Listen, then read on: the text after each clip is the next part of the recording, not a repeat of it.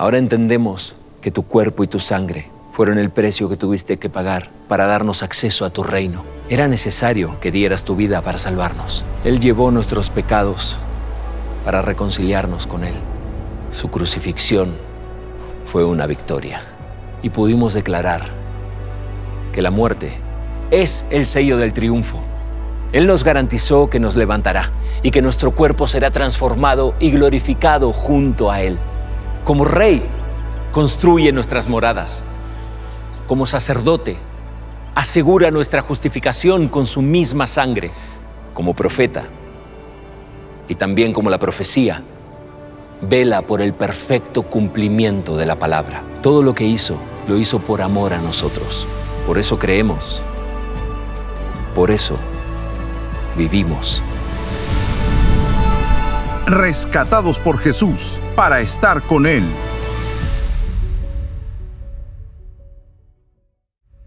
Bien, demos un aplauso al Señor, celebrando que estamos juntos.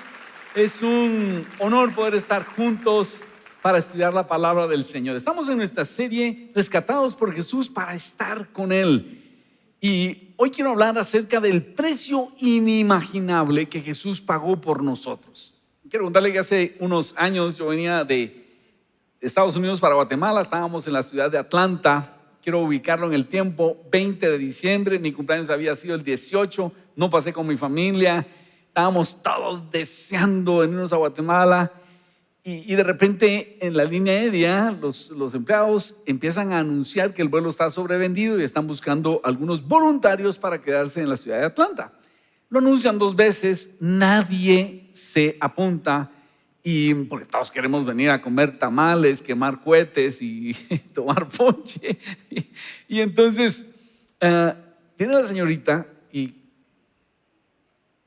en un gran esfuerzo de hablar en español dice, seguramente no están entendiendo, así que voy a darlo en español. Y dice: señores, la línea aérea está buscando voluntarios, quédate Atlanta, ofrece comida, ofrece hotel y un voucher para comprar un futuro viejo.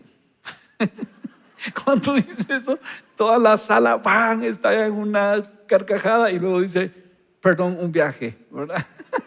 Nos volvemos a reír. Unas señoras decían: ya tengo uno, ¿para qué quiero otro? Pero solo que quiero ilustrarte que cuando están las emociones involucradas, el dinero se vuelve irrelevante. Yo toda la vida he soñado con eso, que me dejen y me digan: miren, le ofrecemos unos 5 o 10 mil dólares en vouchers para que se vaya, que se vaya el próximo día, y hotel y todo el asunto. Y el día que me pasa, no quería, porque yo quería estar con mi familia. Ese es rescatados a un precio inimaginable. Imagínate que tienes un amigo y te cuenta: voy a comprar una propiedad, una casa o una propiedad. Y tú le preguntas: ¿y cuánto te va a costar? Y él te dice: pues mira, tengo 3 casas y las voy a pagar con esas 3 casas. Y luego tengo 5 carros y voy a dar los 5 carros que tengo. Y tengo unas acciones de unas empresas y voy a poner las acciones. Y todo el efectivo que tengo y hasta unos bitcoins lo voy a dar. Tú dices: ¡ala! ¿Qué propiedad será esa? Algo así es lo que Dios hizo por nosotros. Mira lo que dice Mateo 13:44. El reino de los cielos es como un tesoro escondido que un hombre descubrió en un campo. En medio de su entusiasmo lo escondió nuevamente y vendió todas sus posesiones a fin de juntar el dinero suficiente para comprar el campo. Además, el reino del cielo es como un comerciante en busca de perlas de primera calidad. Y cuando descubrió una perla de gran valor, vendió todas sus posesiones y las compró. ¿Sabes qué dice la palabra? Que eso fue lo que Dios hizo por nosotros. Ya lo vamos a ver. En Romanos 8:31 dice que Él no se reservó ni siquiera a su propio Hijo. Mira lo que dice Romanos 8:31-34. ¿Qué tal si lo leemos todos, por favor? Dice: ¿qué pues diremos a esto? Si Dios es por nosotros, ¿quién contra nosotros? El que no escatimó, el que no se reservó ni a su propio Hijo, sino que lo entregó por todos nosotros, ¿cómo no nos dará también todas las cosas? ¿quién acusará a los escogidos de Dios? Dios es el que justifica. ¿Quién es el que condenará? Cristo es el que murió, más aún el que también resucitó, el que además está a la diestra de Dios, el que también intercede por nosotros. La Escritura nos dice que Dios cuando decidió salvarnos, hizo algo como lo que te cuento, puso todo lo que tenía. Porque si Dios hubiera dado por nosotros 2 constelaciones, si hubiera dado unos 3 ángeles, si hubiera dado a un ser humano extraordinario, no habría sido todo. Pero cuando Dios decidió enviar a Jesús para rescatarnos, para redimirnos, Dios lo dio todo. Lo dio todo. El precio que Jesús pagó por nosotros pasa la imaginación. ¿Por qué? Porque tomó nuestro lugar y sufrió el castigo que nosotros merecíamos. Algo interesante es que Jesús muere en una cruz, y esa no era el sistema de pena de muerte que usaban los judíos por mucho tiempo. Ellos usaban la lapidación. Pero Jesús viene en un momento de la historia en donde a los traidores al imperio romano se les crucificaba. Ahora, no era que todos sufrían esa muerte. Oiga, este extracto del libro de Jürgen Moltmann se llama El Dios crucificado, y él habla de lo que significaba la crucifixión en aquel tiempo. Para el humanismo de la antigüedad, Cristo crucificado y su veneración era también una vergüenza. La crucifixión, como el castigo a los esclavos fugitivos o a los rebeldes contra el imperio romano, se consideraba el castigo más degradante. Así el humanismo romano siempre consideró que la religión de la cruz era antiestética, irrespetuosa y perversa, que incluso el nombre de la cruz se mantenga alejado no solo de los cuerpos de los ciudadanos de Roma, sino también de su pensamiento, vista y oído, declaró Cicerón. Es decir, ni siquiera les gustaba hablar de la crucifixión. Y oiga esto, se consideraba una ofensa a las buenas costumbres hablar de esa horrible muerte de los esclavos en presencia de personas respetables. Esa es la muerte que Jesús vino a sufrir por nosotros. Hoy quiero compartirte 3 verdades que nos harán desear pasar tiempo con Jesús, porque en esta serie queremos meditar en que Jesús hizo eso, Dios hizo eso para estar con nosotros.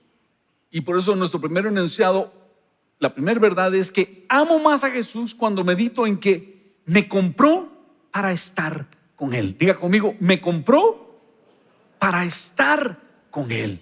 ¿Por qué decimos que nos compró? Mira lo que dice Gálatas 4:4. Leámoslo por favor. Dice, pero cuando vino la plenitud del tiempo, Dios envió a su Hijo, nacido de mujer, nacido bajo la ley, a fin de que redimiera a los que estaban bajo la ley, para que recibiéramos la adopción de hijos. Y porque ustedes son hijos, Dios ha enviado al Espíritu de su Hijo a nuestros corazones clamando, Abba, Padre. Por tanto, ya no eres siervo, sino hijo, y si hijo, también heredero por medio de Dios. ¿Sabes qué? Jesús vino a pagar el precio por nosotros para hacernos hijos de Dios. Es decir, Dios quiere que pasemos tiempo con Él. Solo imagínense que yo vengo de Atlanta en aquel tiempo, 20 de diciembre, deseando estar con mi familia, y llego y mi familia no quiere estar conmigo. Algo así se siente el Señor cuando nosotros no queremos pasar tiempo con Él, porque a Él le costó todo. Dimensionemos este sacrificio, esta misión. En primer lugar, Jesús fue despedido por el Padre. Aquí en Gálatas 4, cuando dice, pero cuando vino la plenitud del tiempo, cuando el tiempo planificado por Dios se cumplió, Dios envió a su Hijo, nacido de mujer, nacido bajo la ley. Eso quiere decir, Jesús era 100% Dios, 100% hombre. Pero la palabra que se utiliza para decir Dios envió a su Hijo es la palabra ex apostelo. Es una palabra griega que apostelo es enviar, pero con el prefijo ex apostelo, esa palabra cobra un sentido mucho más radical, porque entonces quiere decir despachar o despedir, enviar fuera o enviar lejos de la presencia de uno con el fin de ignorar, desatender o desestimar. Eso es exapostelo, que es la palabra que se utiliza para decir que Dios envió, Dios exapostelo a su Hijo por nosotros. ¿Sabes qué es eso? Despedir. No sé si algún día te han despedido. Es horrible que a uno lo despidan. No sé si algún día te cortaron, pero no así bonito como no eres tú, soy yo. No, si te cortaron feo, eso es exapostelo. Eso es exapostelo. Y Jesús fue enviado por Dios, es decir, renunció al uso individual de sus facultades divinas y vino a vivir entre nosotros. Y hay otra segunda palabra que quiero destacar, que es en el versículo 5, dice, a fin de que redimiera a los que estaban bajo la ley. Esta palabra redimir en el griego original es exagorazo. Exagorazo quiere decir redimir, liberar, rescatar, comprar del mercado de esclavos, es decir, volver a comprar algo o alguien. ¿Recuerdan ustedes en aquel programa El Precio de la Historia, donde llegaban a vender antigüedades? Y dos cosas quiero destacar eso. En ciertos momentos Rick le decía a la gente, hey, momento, yo no le tengo el apego emocional que tú tienes por esto. O sea, yo sé que tu abuelo fue soldado en la Segunda Guerra Mundial, Primera Guerra Mundial, pero yo no le tengo ese apego. Eso. Y dos, imagínate que tú llegas a una de esas tiendas y miras algo que es de tu familia y dices, ¿cómo está aquí? Eso era de mi abuelo, es de mi propiedad, pero tengo tal apego emocional que lo voy a volver a comprar. Eso es exagorazo.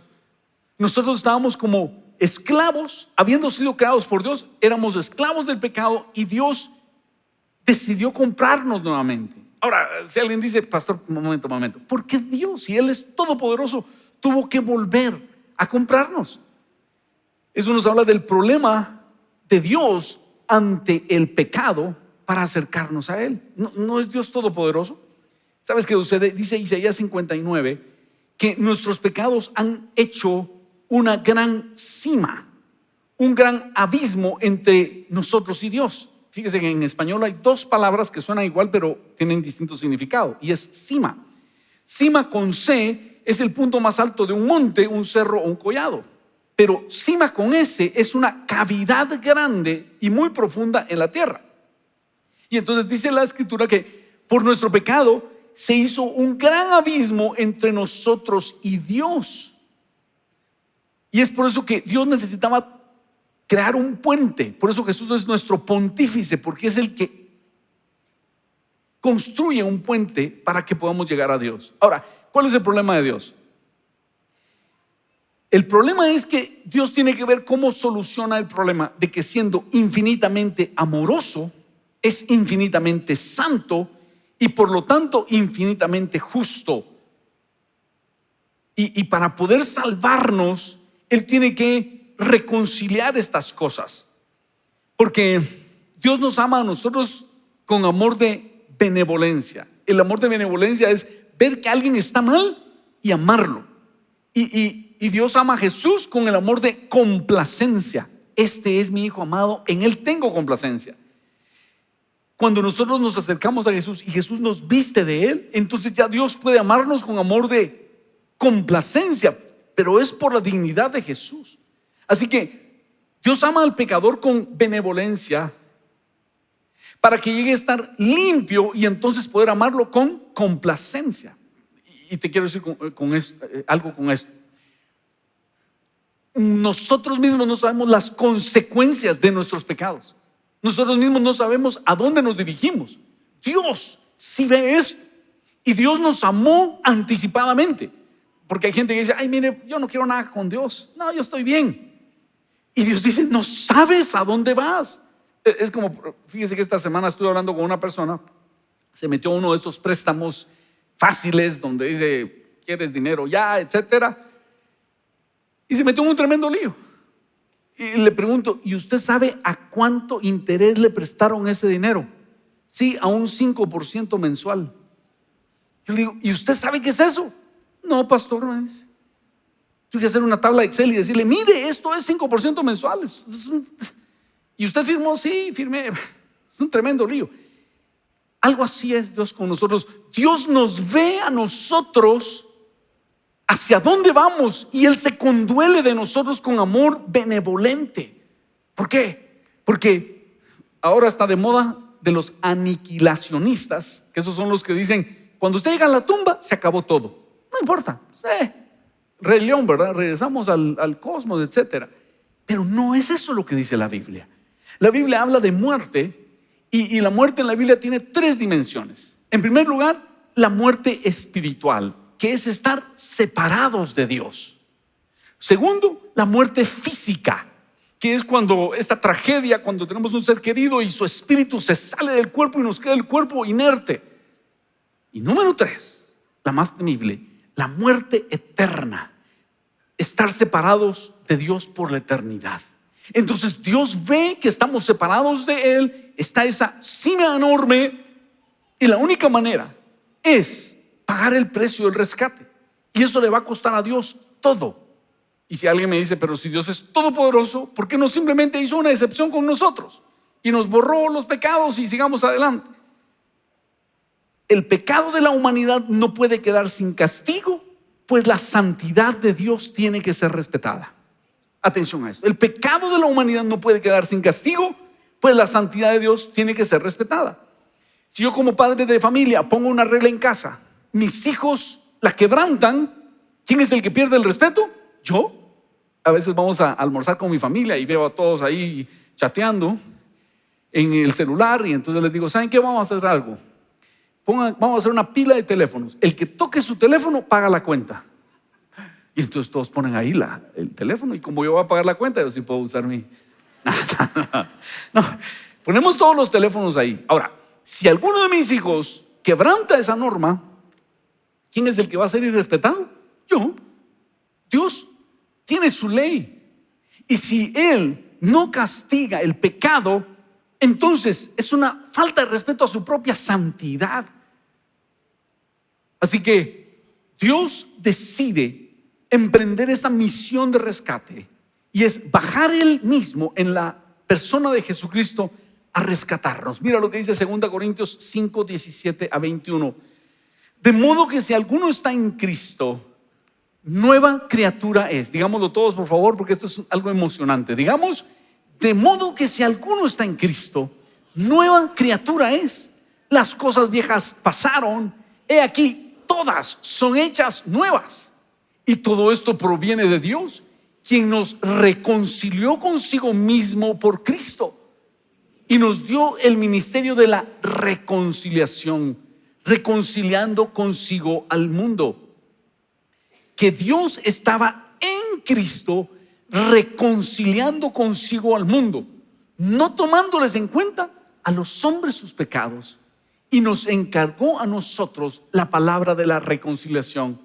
Así que somos embajadores en nombre de Cristo, como si Dios rogase por medio de nosotros. Os rogamos en nombre de Cristo, reconciliados con Dios. Y leamos todos este último verso 21 que está en amarillo.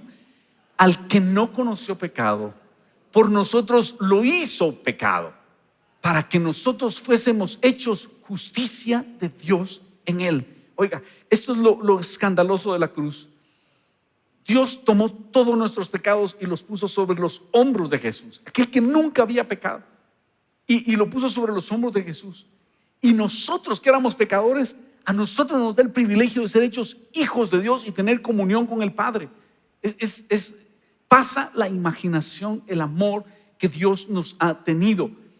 Y es por eso que nosotros debemos meditar y valorar y aquilatar el gran amor que Dios tiene por nosotros. Por eso dice la Escritura que Cristo crucificado es el poder y la sabiduría de Dios, pues en la cruz encuentra la solución el problema del pecado, porque Dios no condona el pecado, Dios lo imputa, lo coloca sobre los hombros de su Hijo Jesucristo. Pensemos en un momento en la cruz. Fíjese que la cruz tiene muchos significados para nosotros, pero tiene como dos parales. Uno como del cielo hacia la tierra, vertical, hablando de la obra de Dios, que debe encontrarse con nosotros, que sería el paral horizontal, para que nosotros sepamos que debemos encontrarnos con Dios. Es como que nosotros estamos enemistados con Dios. Él no puede vernos y nosotros no queremos verlos. Nos estamos dando la espalda. Pero en la cruz Dios se vuelve hacia nosotros y nosotros debemos volvernos a Dios y aceptar su perdón en la cruz del Calvario. Cuando nosotros consideramos esto, entendemos por qué dice la Escritura en 1 Juan 1 que el que no recibe el mensaje de la cruz hace a Dios mentiroso. No recibir el mensaje de la cruz, no asombrarnos ante el mensaje de la cruz, es decir, ay, Dios, no seas exagerado, yo no creo que sea tan importante eso, cuando Dios lo dio todo por nosotros. Mira lo que dice 1 Corintios 6:19. Ustedes no se pertenecen a sí mismos porque Dios los compró a un alto precio. Por tanto, honren a Dios con su cuerpo. En conclusión, su amor por nosotros debería urgirnos a estar con Él. Su amor por nosotros debería hacernos extasiar al contemplar el amor de Dios. Y uno de mis retos para ti es que a raíz de entender esto, no vuelvas a orar de la misma manera, no vuelvas a leer la Biblia de la misma manera. Porque yo te digo, estudiar este tema a mí me ha enamorado más del Señor. Y ahora que cuando estoy orando le digo, Señor, qué grande amor tuviste por mí. Quiero que veamos este pequeño documento que ilustra lo que Dios hizo por nosotros. Veamos, por favor. Hice todo para matar su amor. Hice todo para que Él me olvidara. Mis acciones podrían haber sepultado el interés que Él tenía en mí. Enterré cada una de sus instrucciones. Lo que Él dijo que no hiciera, eso hice. Lo contrario a lo que Él estableció para mi bienestar, eso hice. Él, en cambio, dio su vida en la cruz para librarme de la muerte. Él sufrió el castigo para que yo fuera justificada. Él se humilló a sí mismo para levantarme. Con su obediencia, cubrió mi rebeldía.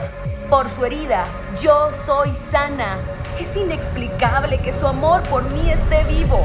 En respuesta, solo puedo vivir de otra manera. Quiero honrarlo hasta el final de mis días. No recibí lo que merecía.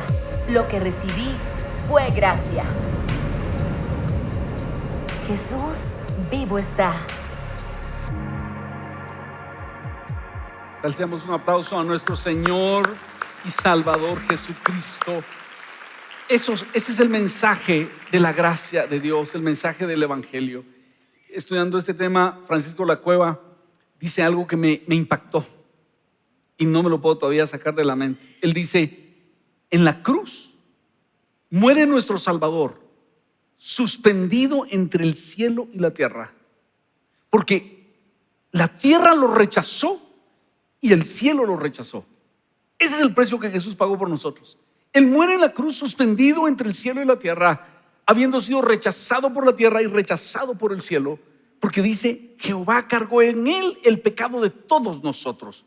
Esto me lleva al segundo enunciado, la segunda verdad en esta oportunidad, y es que amo más a Jesús cuando medito en que sufrió el rechazo de su pueblo amado. Cuando Francisco Lacueva dice, la tierra lo rechazó, tiene razón, porque mire lo que dice 1 Juan 1, 11 y 12.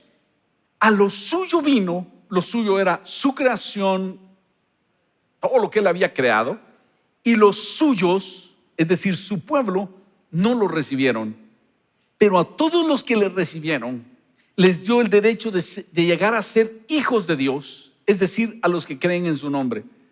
Cuando nosotros entendemos que el pueblo lo rechazó, su pueblo lo rechazó, aquel pueblo que él había cuidado en el desierto, al que los cuidó con una nube de fuego en la noche y una nube para hacer sombra en el día, ellos lo rechazaron.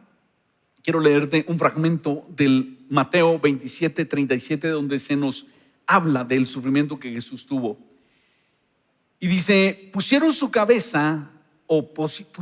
su cabeza la acusación contra él que decía: este es Jesús, el Rey de los judíos. Entonces fueron crucificados con él 2 ladrones, uno a la derecha y el otro a la izquierda.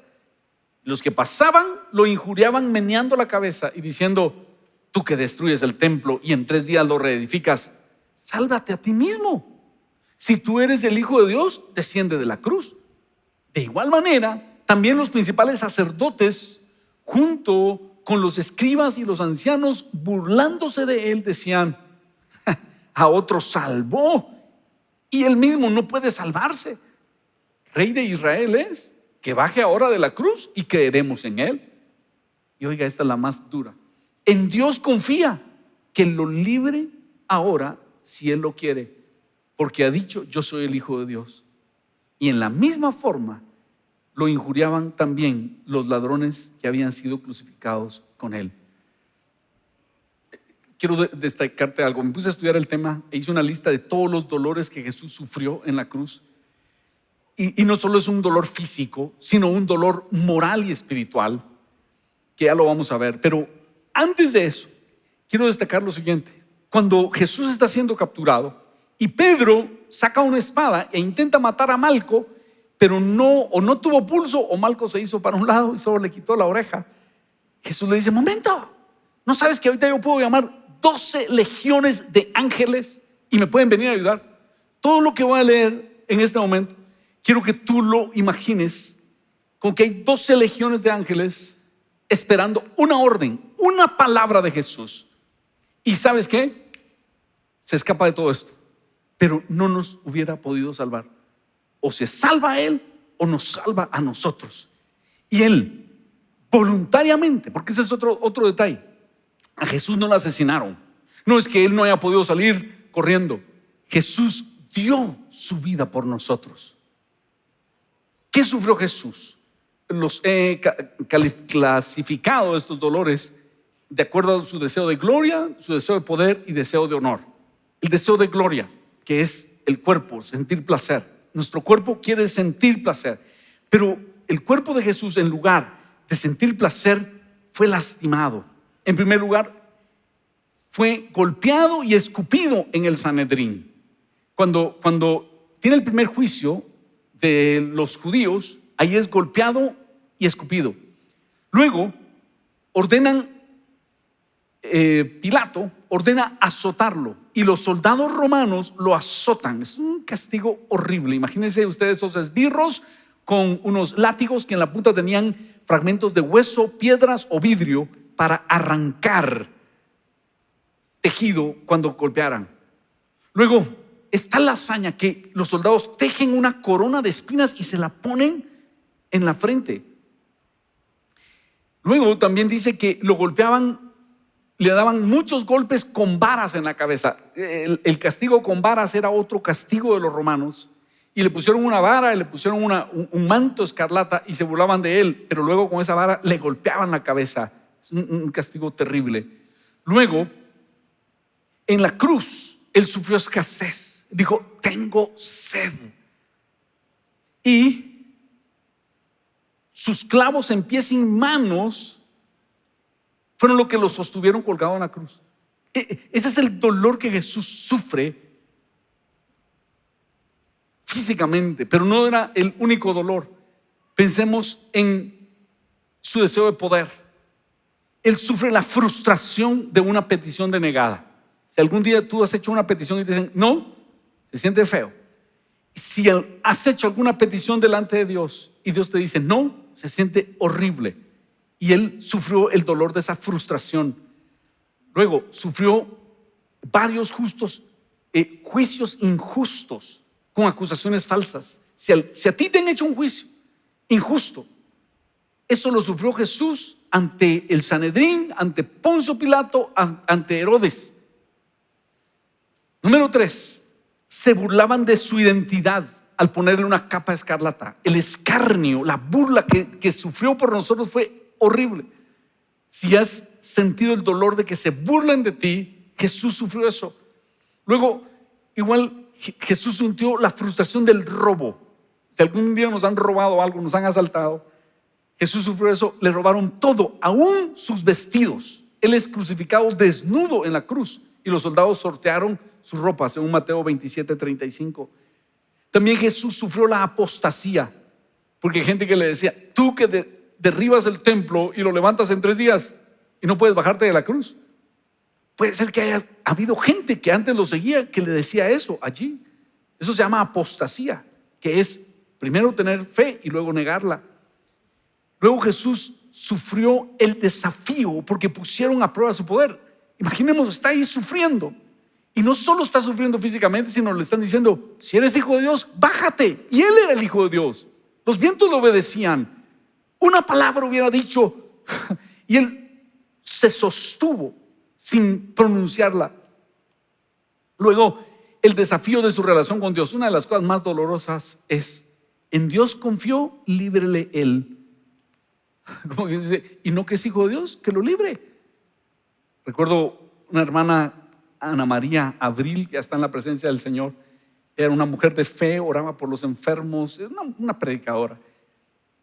Y en cierto momento de su vida sufrió un cáncer.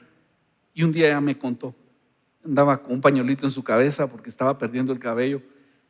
Y me contó que una persona en un supermercado se le acercó y le dijo: bueno, hermana Ana María, ¿y no qué tanta fue pues? La gente es cruel, la gente es cruel. Y eso es el deseo de poder. Ahora pensemos en el deseo de honor, que es cuando uno anhela que otros hablen bien de uno. Él sufre la falta de solidaridad de parte de sus amigos cuando los invita a hacer una oración conjunta y se quedan dormidos. Sufre la traición de su amigo Judas, su discípulo, que lo vende por 30 monedas de plata. Sufre el abandono de sus amigos, que dice Mateo 26:56, que todos huyeron. Si te has sentido solo, Jesús sufrió eso. Sufre el desprecio de su pueblo. Prefirieron a Barrabás y gritaron: crucifícale. La multitud lo desprecia. Si algún día te han escrachado en redes sociales, esto es peor. Sufre la vergüenza al ser desnudado. Sufre la burla cruel al ser escarnecido. Siendo hijo de Dios, se burlaban de eso y él voluntariamente está soportándolo. Sufre la humillación de ser escupido por los soldados. Mateo 27:30. El rechazo de su gente. Los que pasaban lo menospreciaban. Y sufre desprestigio también. Fue contado entre los inicuos, dice Marcos 15:28. Cuando Jesús muere, solo imagínate, si algún día has hecho algo malo. No sé quiénes han hecho algo malo y se han sentido mal.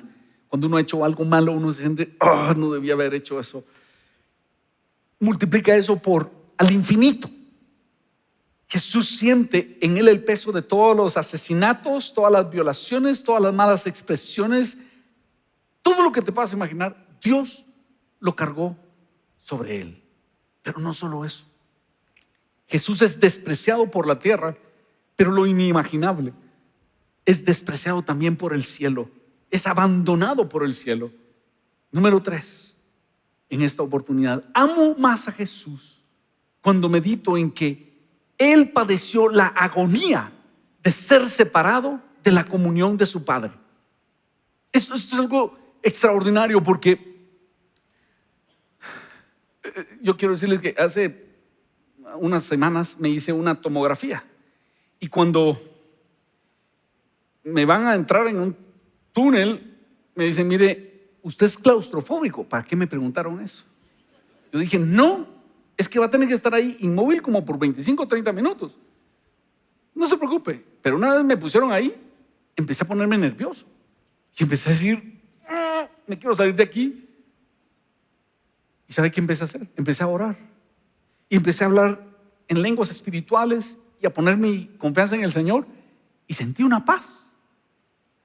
Pero ¿sabes qué? Jesús ni siquiera eso pudo hacer en la cruz, porque Jesús fue crucificado a las 9 de la mañana más o menos, dice a la hora 3:00, y Él muere en la hora novena. Y mira lo que dice Mateo, son 6 horas de agonía en la cruz. Y mira lo que dice Mateo 27:45. Y desde la hora sexta, es decir, a las 12 del día, hubo tinieblas sobre toda la tierra hasta la hora novena. Eso no es un eclipse. Un eclipse no dura tanto y era época de luna llena. Es como que la creación está en silencio diciendo: ¿qué está pasando? El autor de la vida, el autor de todo, está muriendo.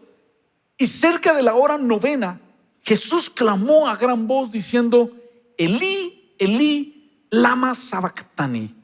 Esto es: Dios mío, ¿por qué me has desamparado? Y aquí Francisco de la Cueva hace una observación interesante. Él dice: no es lo mismo abandonar que desamparar. Abandonar es que no estés al lado de alguien. Si tú tienes un problema, yo te digo: hey, tengo que ir a hacer algo, pero cualquier cosa me llamas, voy a estar pendiente de ti. Eso es abandonar, porque no estoy físicamente ahí. Pero desamparar es decir: no quiero nada que ver contigo. Y eso es lo que Jesús dice en la cruz: Padre, ¿por qué me has desamparado? Y oiga esta cita de Francisco de la Cueva: en el Calvario, Cristo sufre por nosotros el desamparo del Padre y la sed, que son los dos elementos del infierno. Estar separado de Dios y tener sed son los dos elementos del infierno. En el original de Mateo 27:46 y en Marcos 15:34 dice textualmente: Dios mío, ¿a fin de qué o para qué me desamparaste? Pero ese verbo desamparaste es encatelipés. Y encatelipés significa: ¿por qué me dejaste sujeto y encerrado? Atado y encerrado. En, dentro, cata, sujeto, lipés, dejado. Jesús le dice: Dios, estoy amarrado aquí. ¿Cómo me dejas acá? Y es como que a raíz de todo el pecado que Jesús tiene en sus hombros, el Padre dice: no puedo ver. Y ahí muere nuestro Salvador en una cruz, suspendido entre el cielo y la tierra, despreciado por la tierra, despreciado por el cielo, porque eso era lo que tú y yo merecíamos. Y Dios decidió tomar nuestro lugar y redimirnos. Es por eso que cuando nosotros pensemos en el sacrificio de Jesús por nosotros, pensemos: así me ama, Señor, así me ama, de ese tamaño. Yo te digo, yo mismo no he podido volver a orar de la misma manera después de estudiar esto. Y quisiera invitarte a que tú digas: Dios, así me amas. Porque tanto más dimensionamos el precio pagado por Jesús, tanto más entendemos que hemos sido redimidos para estar con Él. A raíz de esto, nuestra lectura de la Escritura no debería ser la misma. Un tiempo de oración no debería ser el mismo. Un tiempo de adoración no debería ser el mismo. ¿Por qué? Porque debemos apreciar que Él tomó nuestro lugar y no se guardó nada. Lo dio todo por amor a nosotros. Hoy quiero invitarte a que nos pongamos de pie y vamos a entonar una canción preciosa. Y espero que a raíz de esto tú le digas: Dios, yo quiero aprender a estar contigo. Quiero orar no por obligación, sino con deleite. Leer tu palabra no por una tarea, sino con deleite, Señor. Porque no sabía que me amas tanto y evitaste que pasara una eternidad sin ti, Señor. Vamos a cantar Rico en Misericordia. Y mientras entonamos esa canción, conéctate con el Señor y dile: gracias, porque no te reservaste nada, lo diste todo por mí. Cantemos. Era huérfano, ahora hijo soy. Era un cautivo, ahora libre soy. Su mano fuerte me rescató, mi corazón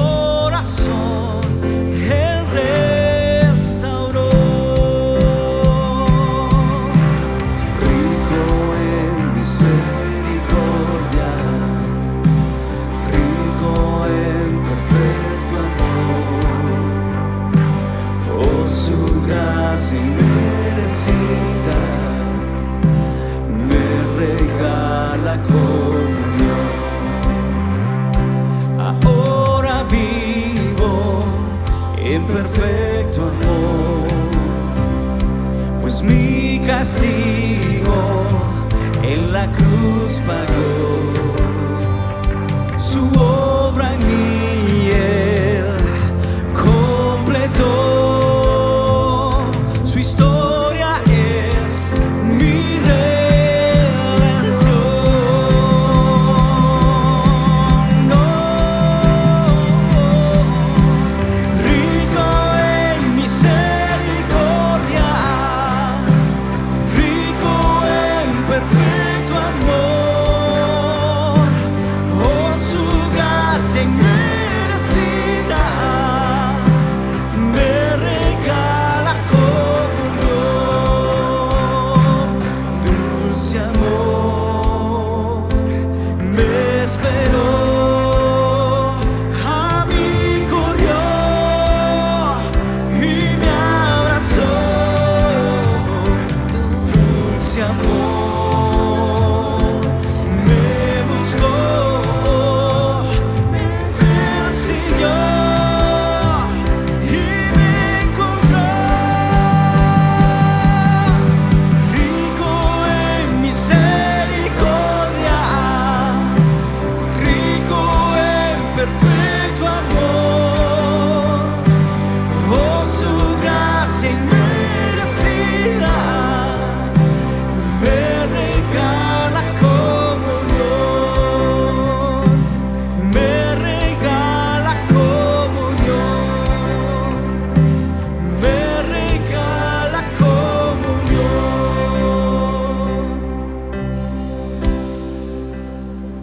Nosotros estábamos enemistados con Dios y en la cruz Dios se vuelve a nosotros, esperando que nosotros nos volvamos a Él y Él nos pueda abrazar. Quisiera hacerte una pregunta. ¿Has entregado tu corazón a Jesús? ¿Has entendido ya la dimensión enorme de su sacrificio? Si aún no lo has hecho, yo te invito a que lo hagas hoy. Como dice la Escritura, como si Dios rogara por nosotros, os rogamos, reconciliaos con Dios. Si quieres hacerlo, di conmigo esta oración. Señor Jesús, yo reconozco que mis pecados han creado una enorme división entre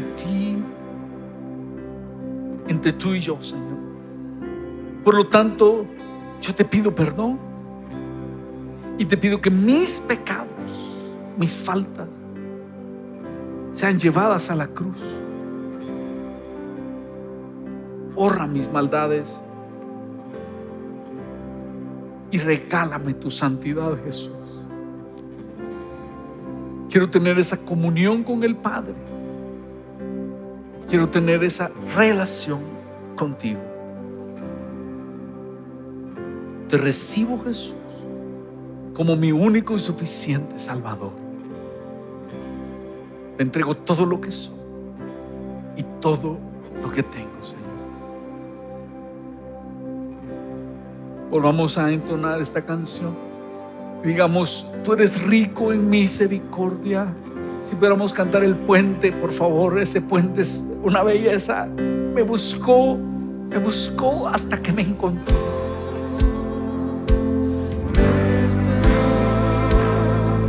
A mí corrió y me abrazó. Tu dulce amor me buscó, me persiguió y me encontró.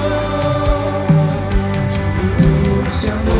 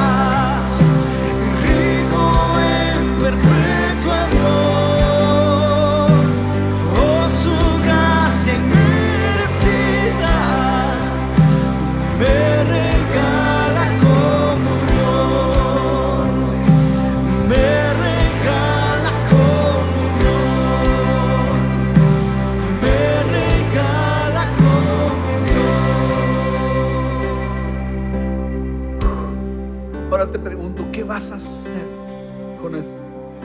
Te reto a no volver a orar de la misma manera, a no volver a leer la escritura de la misma manera, a no dejar pasar un tiempo de adoración sin decirle: gracias, Jesús, quiero aprender a estar contigo, a deleitarme en tu presencia, que tú me has comprado para ser hijo,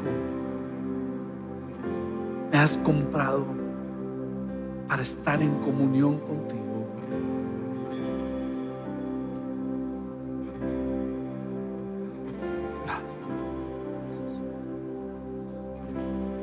Él ha sido rico en misericordia para nosotros y nos ha regalado su comunión. En tu nombre, Jesús, oramos. Amén. Amén. ¿Qué tal si damos un aplauso al Señor diciendo: gracias, Jesús? No hay forma de expresar nuestro agradecimiento. Te amamos, Jesús, te amamos.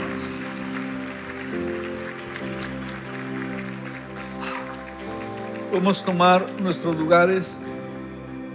Quiero invitarte a que adoremos al Señor también con nuestras ofrendas. Y a propósito, no te vas a perder los otros mensajes de la serie, que sé que el Señor nos va a estar hablando. Pero en 2 Corintios 8:3, el apóstol Pablo, inspirado por el Espíritu Santo, empieza a hablar acerca de la ofrenda de los hermanos de Tesalónica, que era una iglesia muy pobre. Y él dice: pues puedo dar fe que dieron no solo lo que podían, sino aún mucho más, y lo hicieron por voluntad propia. Nos suplicaron una y otra vez tener el privilegio de participar en la ofrenda para los creyentes de Jerusalén. Incluso hicieron más de lo que esperábamos, porque su primer paso fue entregarse ellos mismos al Señor y a nosotros tal como Dios quería. Quiero hacer referencia a un fenómeno que aparece varias veces en la Escritura, y es cuando una persona que no tiene muchos recursos da una ofrenda. Por ejemplo, cuando Jesús describe a aquella viuda que llevó 2 blancas al templo y era todo su sustento. O cuando Elías se encuentra con la viuda de Sarepta y ella le dice, él le pide: dame un pan. Ella le dice: mire, ya no tengo nada, solo tengo un poco de harina y un poco de aceite, y pensaba cocinarlos y dejarnos morir con mi hijo. Y el profeta le dice: no tengas miedo y haz como has dicho, pero haz para mí primero, porque la promesa de Dios es que la harina no va a escasearse y el aceite no se va a acabar hasta que vuelva a llover en la tierra. Una y otra vez vemos cómo Dios no impide esa ofrenda del necesitado. Por ejemplo, aquí en Tesalónica, que ellos suplicaron una y otra vez tener el privilegio de participar en la ofrenda. ¿Sabes por qué Dios no lo evita? ¿Sabes por qué Jesús no le fue a decirle a la viuda: hey, tú no des esas monedas porque son todo su sustento? ¿O por qué Elías no le dice: no, me equivoqué de viuda, voy a buscar a otra? ¿Sabes por qué? Porque cuando nosotros damos al Señor, vamos a ver milagros, vamos a ver su respaldo. Es una adoración que va a tener resultados aún en lo material para nosotros. Es por eso que cuando Dios le dice a Elías: he preparado una viuda que te sustente, pareciera que la viuda va a salvar a Elías, pero es al revés. Es Elías quien salva a la viuda, dándole la oportunidad de un milagro. Hoy vamos a orar y vamos a dedicar nuestras ofrendas al Señor, como dice el verso 5 de 2 Corintios 8. Incluso hicieron más de lo que esperábamos, porque su primer paso fue entregarse ellos mismos al Señor y a nosotros tal como Dios quería. Oramos. Padre, hoy traemos nuestras ofrendas y nuestros diezmos como una ofrenda, entregándonos a ti, sabiendo, Señor, que tú no nos desamparas, sabiendo que tú vas a respaldar cada ofrenda como un acto de fe. Y hoy bendecimos a cada familia de Iglesia Vida Real y desatamos esos milagros a favor de cada familia, porque eres tú nuestro proveedor, eres tú nuestro sustentador. Recibe nuestras ofrendas como parte de nuestra adoración. En tu nombre, amén. Podemos ofrendar en los buzones o en los números que aparecen en pantalla. Mi Señor.